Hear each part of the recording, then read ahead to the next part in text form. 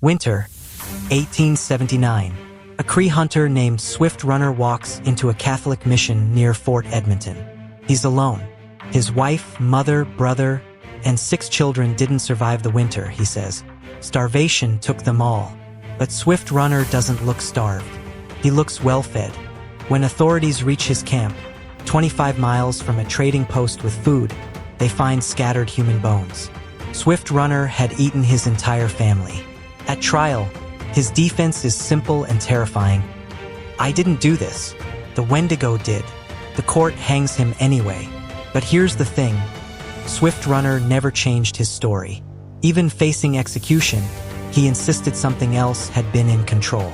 Was he lying, insane, or telling the truth about something we don't understand?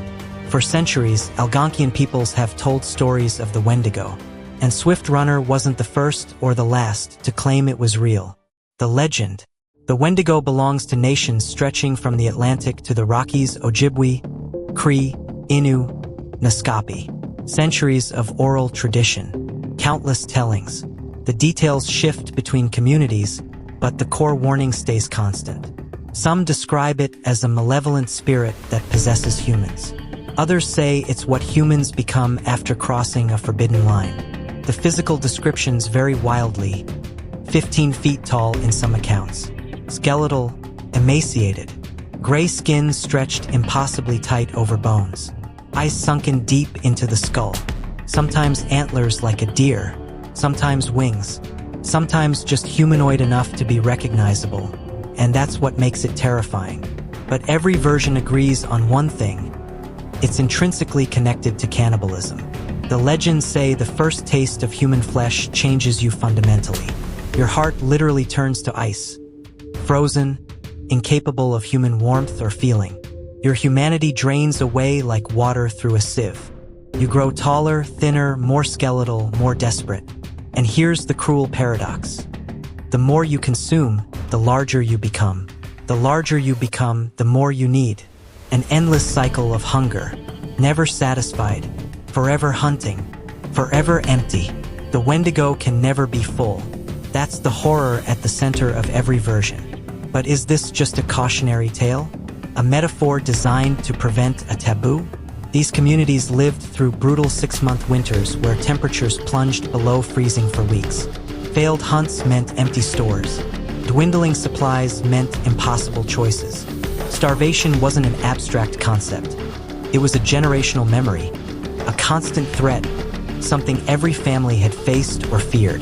And when people are dying, when children are crying from hunger, when you're watching your family waste away, unthinkable choices start to seem possible. Necessary, even. The Wendigo legend drew a clear line. No matter how desperate you become, no matter who's dying, no matter if it means your own death, you don't cross this boundary.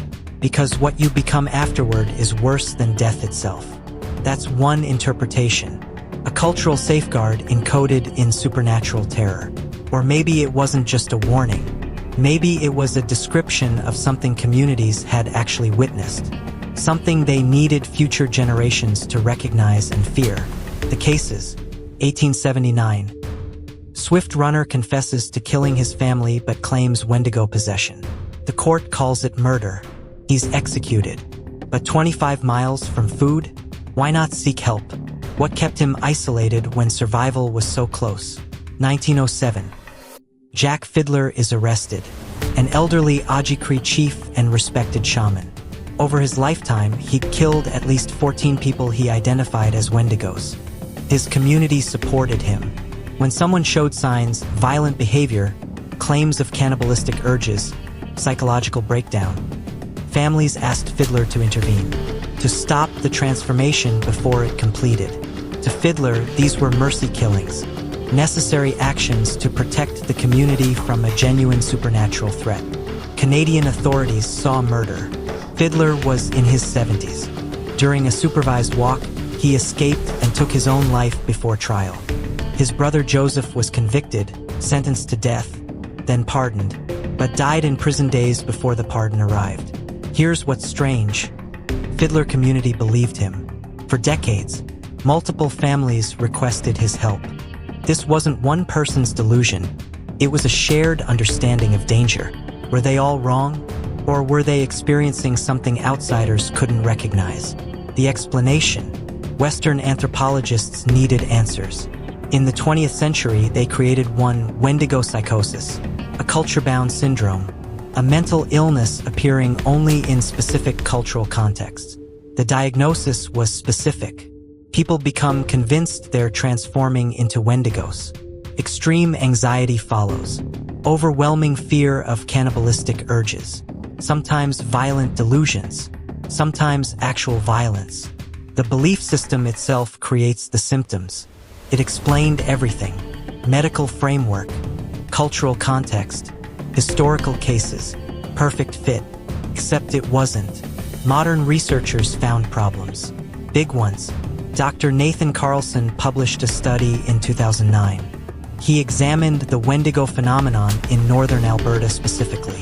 His conclusion: Wendigo psychosis doesn't hold up. Not as a legitimate diagnosis. Most documented cases were second-hand accounts, filtered through outside observers, people who didn't speak the languages, didn't understand the spiritual frameworks. In the 1980s, anthropologist Lou Morano went further. Maybe the entire diagnosis was fabricated.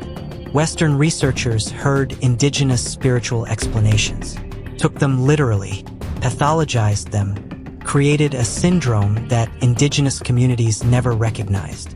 The symptoms described: anxiety, depression, isolation, paranoia, aren't unique. They're universal human responses. Stress, trauma, starvation. Nothing required a new psychiatric category.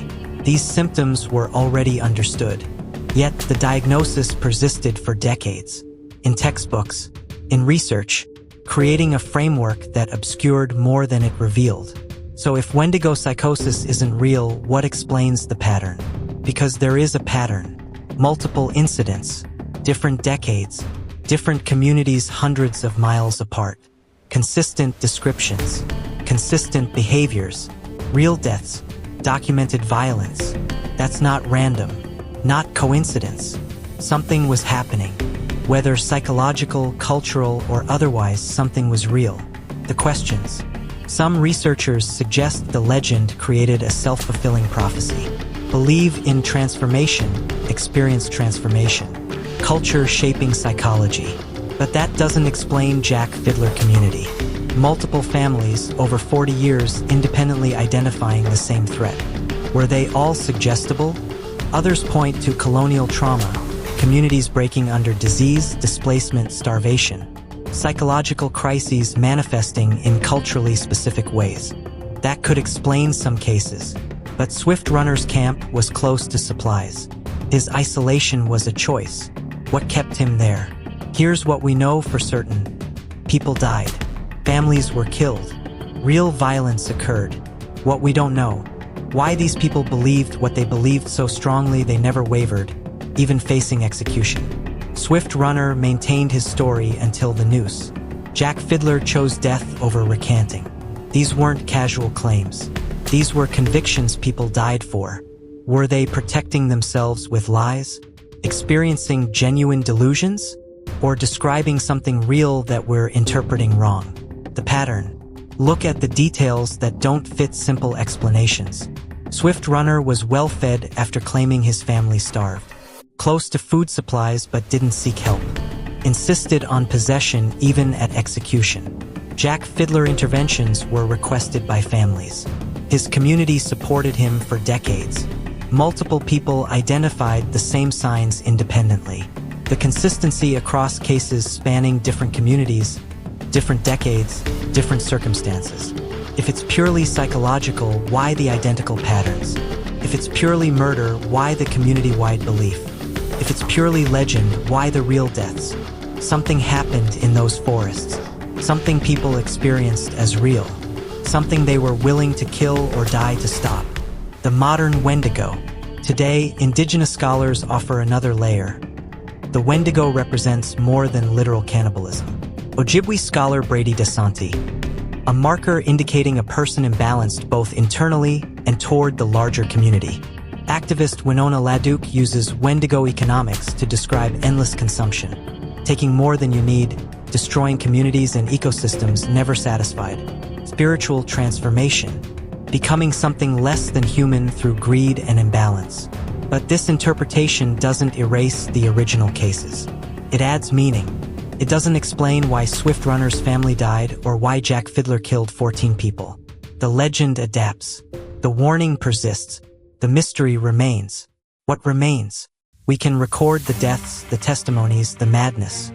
What we can't explain is what people actually experienced when they said the Wendigo took them. Was it real? The problem with the paranormal is it never proves itself. Starvation psychosis? Maybe. But why did it strike the same isolated communities again and again? Cultural story turned real? Possibly. But then why did people die defending it? Murder disguised as myth? Could be. Yet Swift Runner gained nothing except the noose. Maybe it's something else. Something born where hunger meets isolation. Where the human mind cracks open under the weight of winter. The Wendigo lives between what we can prove and what people swear they saw. Between story and death. Between psychology and the unknown. Swift Runner went to the gallows claiming something else controlled him. Jack Fiddler killed himself rather than deny it. Whole communities believed. What did they know that we don't? The mystery endures because every answer leaves a gap. Something happened in those frozen forests. What do you think it was?